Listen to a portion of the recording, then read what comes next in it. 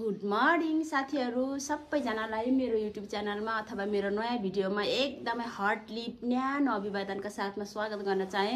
सबैभन्दा पहिले त हामी नेपालीहरुको महान चाड नववर्ष 2082 सालको सुखद उपलक्ष्यमा मेरा सम्पूर्ण साथीहरु, मेरो विशेष गरी मेरो शुभचिन्तक, मलाई चिन्नुहुने अथवा देश अथवा विदेशमा रहनु भएको सम्पूर्ण साथीहरुलाई अथवा उहाँको परिवारहरुलाई सम्पूर्ण साथीहरुलाई सुख शान्ति समृद्धि तथा सुस्वास्थ्य तथा दीर्घायुको हार्दिक मंगलमय शुभकामना व्यक्त गर्न चाहन्छु।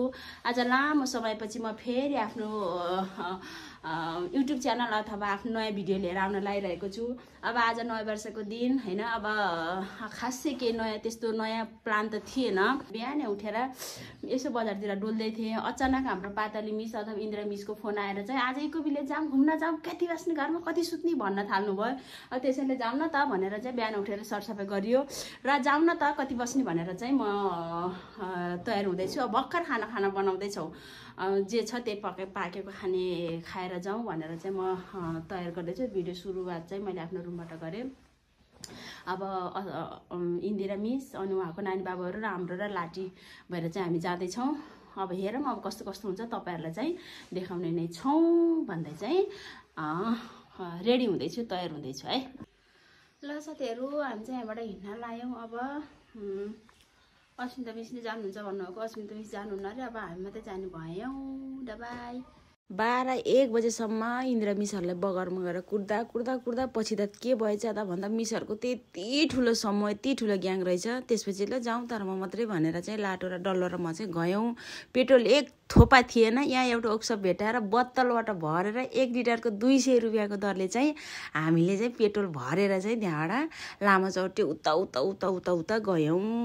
बाटोहरू चाहिँ खासै नराम्रो पनि थिएन, तर कतै राम्रो कतै नराम्रो थिएन। त्यही पनि हामी प्रकृतिको सुन्दर रमणीय स्थलहरू अवलोकन गर्दै अगाडि बढ्दै थियौँ। यो गाउँ असाध्यै राम्रो देखिएको थियो। अब अलिकति उता गएपछि गाडी र स्कुटरको यति चाप, ओहो, बाटो उस्तै अप्ठ्यारो बनाउन लागिरहेको रहेछ। बाटो उस्तै अप्ठ्यारो, त्यही माथि कति ठाउँहरूमा त बाटो ओह्रालो बाटो भइकन पनि गाडीको चाप, स्कुटरको चाप, त्यही माथि पानी परेको बाटो। त्यो हिलोले गर्दाखेरि त्यो ठाउँमा चाहिँ के भइरहेको थियो भन्दाखेरि चाहिँ त्यो हातको ब्रेकले भन्दा पनि खुट्टाले बढी काम गरिरहेको थियो। यहाँ चाहिँ अलि राम्रो बाटो छ। अलिकति उता कतिपय ओह्रालो ठाउँमाहरूमा त हामीले भिडियो खिच्न पनि यो ठाउँमा आएपछि चाहिँ मलाई एउटा गीतको याद आएको थियो क्या।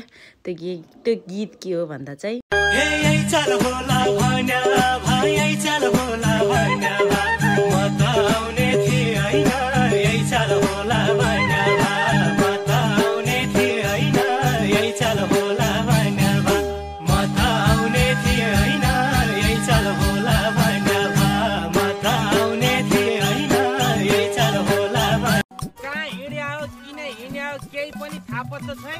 कहाँ जाने भन्ने नै टुङ्गो छैन। हामी जाने चाहिँ खास कहाँ हो? कत्रो हाँकेको यसले, मलाई त मारो त यसले त। अब यो छोटो जिन्दगीमा यात्रा चाहिँ हामी सबैको आफ्नो आफ्नै। भर्खर सुरु भा कतिचोटि लड्नै बाँकी छ।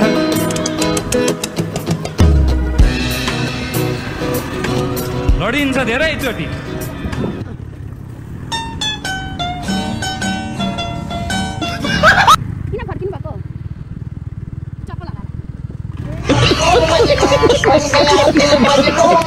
अबे ओ दिवाली की फुलझड़ी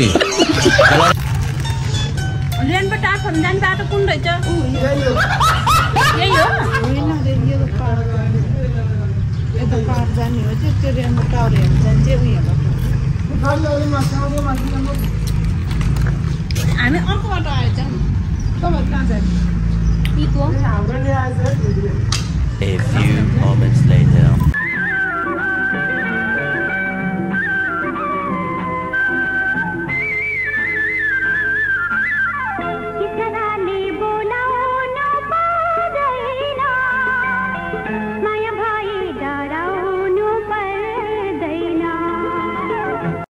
मनमा रहर र आँट हुनुपर्छ, हिम्मत हुनुपर्छ। जस्तो सुकै परिस्थितिको पनि सामना गर्न सकिँदो रहेछ भन्ने कुरा चाहिँ मलाई यहाँ आएर ल हेर्नु, खेतको बारीको पाटामा स्कुटर बटारेर भए पनि यति सानो बाटो छली भए पनि म यति छिटो अगाडि पुगेँ। मसँगै आउनु हुने इन्द्र मिसहरू चाहिँ कम्तीमा पनि यति धेरै जाममा पर्नु भयो होला, यति धेरै जाममा पर्नु भयो होला। गाडी, ठुलो गाडी, सानो गाडीहरूको त यहाँ त छिर्न सक्ने सम्भवै थिएन के। मैले स्कुटर यस्तो छिराएर बारी त्यो खेत हिलो उचाल्दै पछार्दै लाग्दै बल्ल इको भिलेज भन्ने ठाउँको वाटरफल्सको छेउछाउ चाहिँ आइपुगेको थियौँ। कतिजनाले त यत्तिकै त्यो पाखातिर पहराको फेदतिर अथवा त्यो खेततिर गाडी राखेर आफ्नो साधनहरू राखेर चाहिँ जानुभएको थियो। मैले सोचेँ अहिले फर्किँदा पनि त यत्तिकै हिँड्नुपर्छ, बरु जसो तसो लान्छु भनेर चाहिँ लगेको थिएँ है। त्यसै कस्तो गाढा माया बसेको सौदा पनि जाँदै नजाने माया भन्नु यस्तै हो कि मलाई मात्र यस्तो रुँदा पनि जाँदै नजाने तिमीले त होइन तिम्रा भाकाहरूले मेरो मुटु छोडिसकेछन् त्यसै कस्तो गाढा माया बसेको सौदा पनि जाँदै नजाने माया भन्नु यस्तै हो कि मलाई मात्र यस्तो रुँदा पनि जाँदै नजाने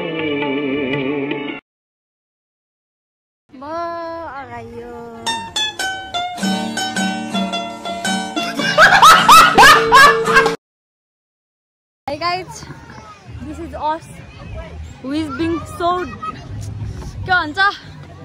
frustrated at this time in this pagal village. Last कसम ये बेकार है त्यो यत्रो गरेर आएको टेक्क नहोला भनेर ये खाइस यस्तो यी आयो अर्नामी मायालुले समरुमाल कति परेको मेरो अरूको छरा हजुर जस्तो मन परेको साँच्चै मन मायालुले समरुमाल कति परेको मेरो अरूको छरा हजुर जस्तो मन फर्किने बेला भएको है हाम्रो यस्तो बिहान भात नआइकन लिएर आएर तर यो ठाउँमा यस्तो भएन यो आयो रे मा उही जुम्न हुँदैछ कि जाने बेलामा जसरी तसरी गए पनि फर्किने बेलामा कसै गरी पनि अगाडि बढ्न सकेन किनभने प्रहरीजीहरू त्यही हुनुहुन्थ्यो। यहीँ हामी करिब 2-2.5 घन्टा जाम। फर्कने बेलामा पनि अलिकति उता कसै ठाडै उकालो मात्र नभएर एकदम हिलो त्यो उकालो बाटोमा भरिपूर्ण जाम भएकाले हामीलाई यताबाट नै जान दिएको थिएन बाटो। अनि अर्को यताको बाटो गयो भने चाहिँ हेम्जा पुगिन्छ है, हेम्जा यताबाट जानुस् स्कुटी बाइकहरू मजाले जान्छ भनेर सम्झाइरहनु भएको थियो। मौसम के देखो इशारे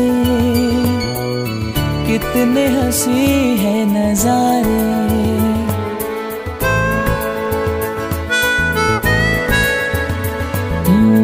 मौसम के देखो इशारे कितने हंसी है नजारे मौसम के देखो इशारे